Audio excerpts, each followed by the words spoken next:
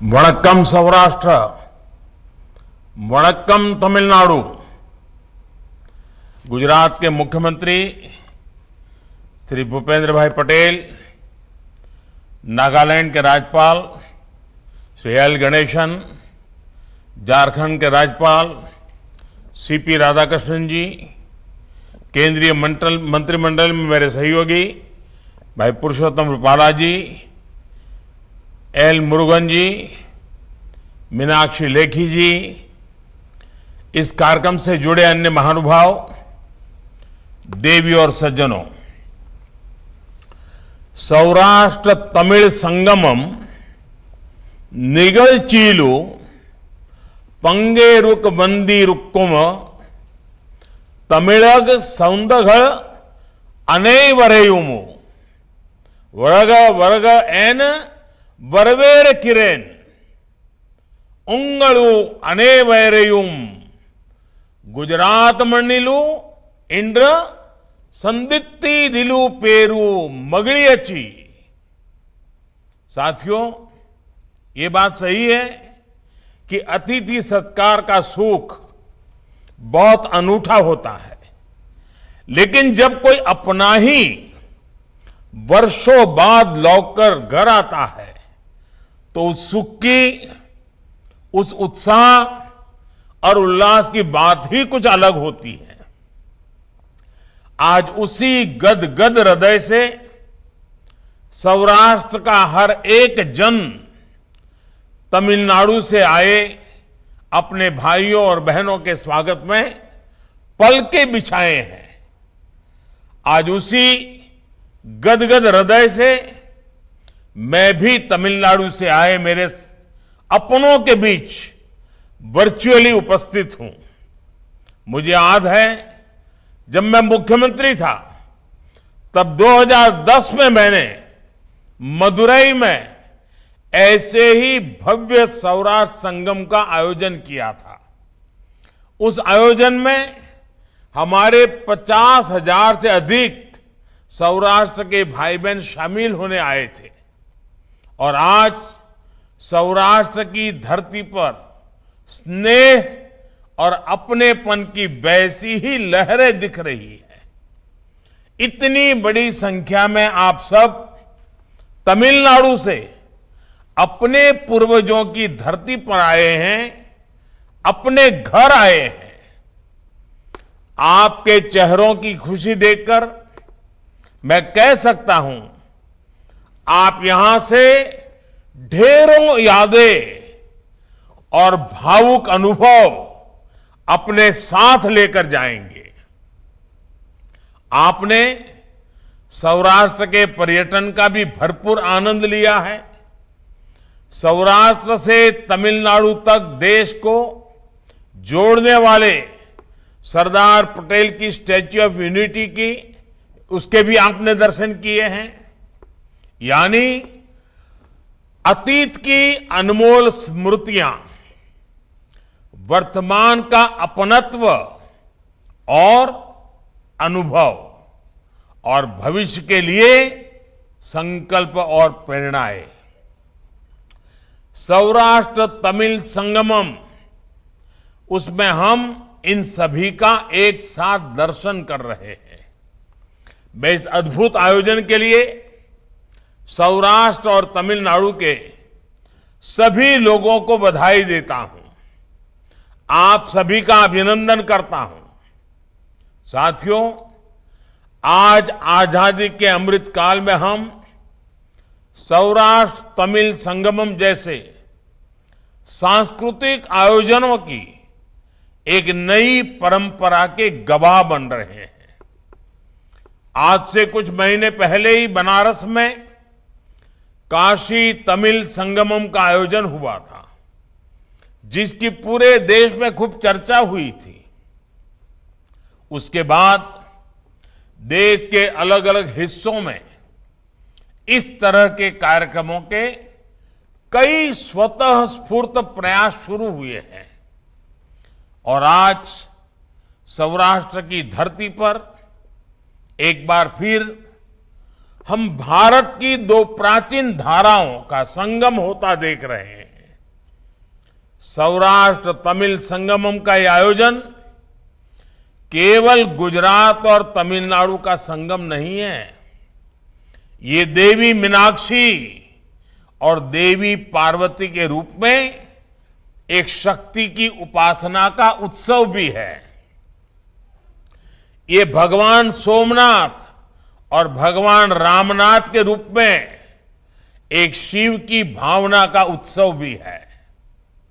ये संगमम नागेश्वर और सुंदरेश्वर की धरती का संगम है। ये श्री कृष्ण और श्री रंगनाथ की धरती का संगम है। ये संगम है नर्मदा और वैगई का। ये संगम है डांडिया और कोलाठम का। ये संगम है द्वारिका और मदुरई जैसी पवित्र पुरियों की परंपराओं का। और ये सौराष्ट्र तमिल संगम है सरदार पटेल और सुब्रमण्यम भारती के राष्ट्र प्रथम से ओतप्रोत संकल्प का। हमें इन संकल्पों को लेकर आगे बढ़ना है। हमें इस सांस्कृतिक विरासत को लेकर राष्ट्र निर्माण के लिए आगे बढ़ना है। साथियों, भारत विविधता को विशेषता के रूप में जीने वाला देश है। हम विविधता को सेलिब्रेट करने वाले लोग हैं। हम अलग अलग भाषाओं और बोलियों को, अलग अलग कलाओं और विधाओं को सेलिब्रेट करते हैं। हमारी आस्था से लेकर के हमारे अध्यात्म तक हर जगह विविधता है। हम शिव की पूजा करते हैं, लेकिन द्वादश ज्योतिर्लिंगों में पूजा पद्धति की अपनी विविधताएं हैं। हम ब्रह्म का भी एको अहम बहुश्याम के तौर पर अलग अलग रूपों में अनुसंधान करते हैं, उसकी उपासना करते हैं। हम गंगे च यमुने चैव गोदावरी सरस्वती जैसे मंत्रों में देश की अलग अलग नदियों को नमन करते हैं। ये विविधता हमें बांटती नहीं, बल्कि हमारे बंधन को, हमारे संबंधों को मजबूत बनाती है। क्योंकि हम जानते हैं अलग अलग धाराएं जब एक साथ आती है तो संगम का सृजन होता है। इसलिए हम नदियों के संगम से लेकर कुंभ जैसे आयोजनों में विचारों के संगम तक इन परंपराओं को सदियों से पोषित करते आए हैं। यही संगम की शक्ति है, जिसे सौराष्ट्र तमिल संगमम आज एक नए स्वरूप में आगे बढ़ा रहा है। आज जब देश की एकता ऐसे महापर्वों के रूप में आकार ले रही है, तो सरदार साहब हमें जरूर आशीर्वाद दे रहे होंगे। ये देश के उन हजारों लाखों स्वतंत्रता सेनानियों के सपनों की भी पूर्ति है, जिन्होंने अपने बलिदान देकर एक भारत श्रेष्ठ भारत का सपना देखा था। साथियों, आज जब हमने आजादी के 75 वर्ष पूरे किए हैं, तो देश ने अपनी विरासत पर गर्व के पंच प्राण का आह्वान किया है। अपनी विरासत पर गर्व तब और बढ़ेगा जब हम उसे जानेंगे। गुलामी की मानसिकता से मुक्त होकर अपने आप को जानने की कोशिश करेंगे। काशी तमिल संगम हो या सौराष्ट्र तमिल संगमम, ये आयोजन इसके लिए एक प्रभावी अभियान बन रहा है। आप देखिए, गुजरात और तमिलनाडु के बीच ऐसा कितना कुछ है जिसे जानबूझकर हमारी जानकारी से बाहर रखा गया।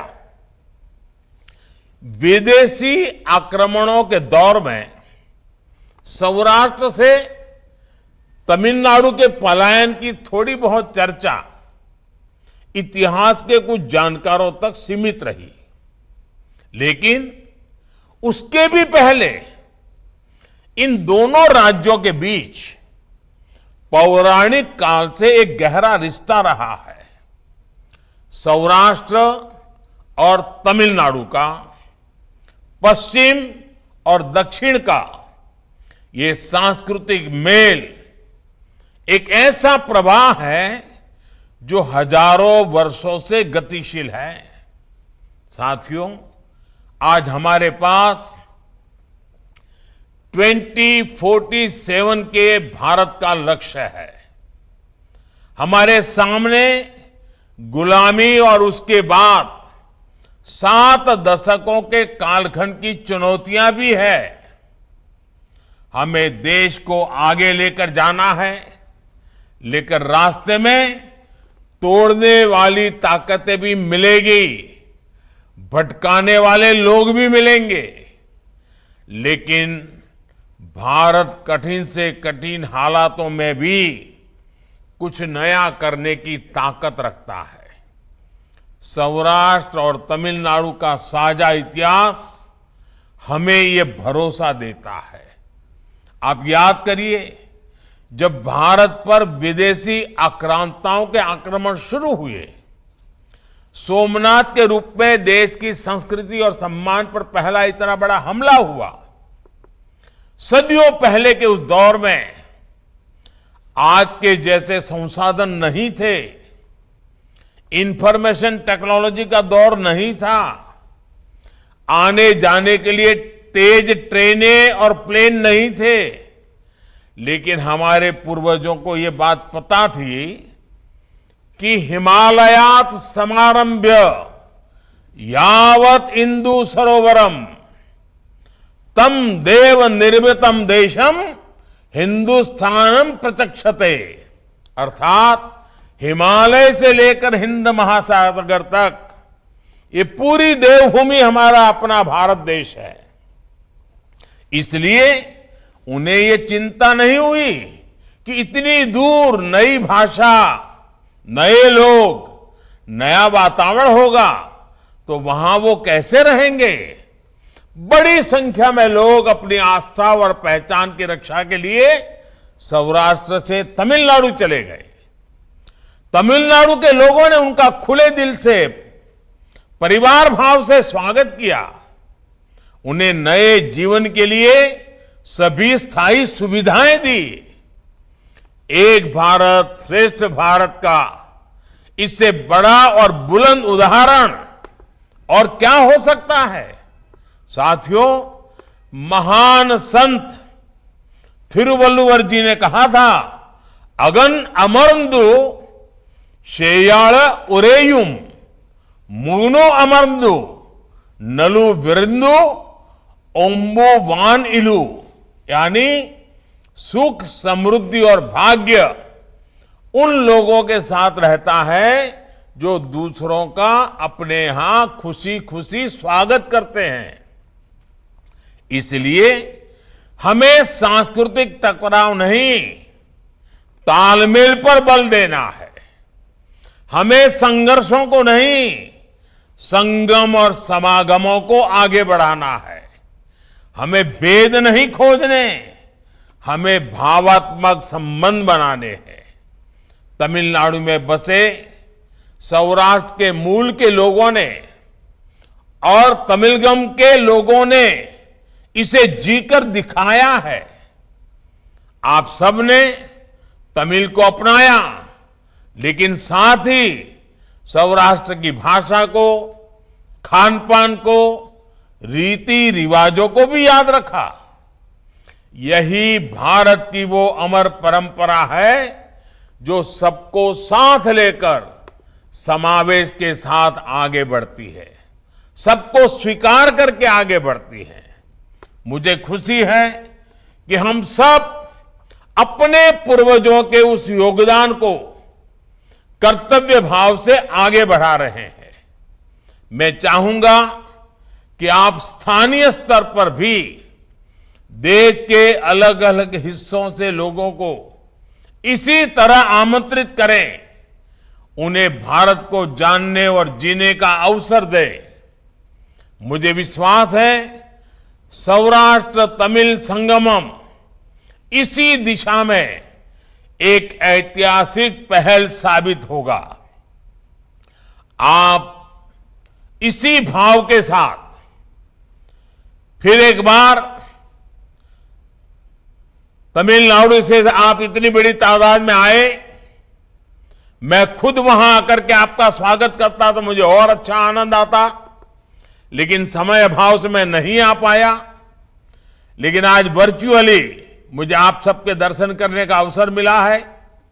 लेकिन जो भावना इस पूरे संगमम में हमने देखी है, उस भावना को हमें आगे बढ़ाना है, उस भावना को हमें जीना है और उस भावना के लिए हमारी आने वाली पीढ़ियों को भी तैयार करना है। इसी भाव के साथ आप सभी का बहुत बहुत धन्यवाद। वणक्कम।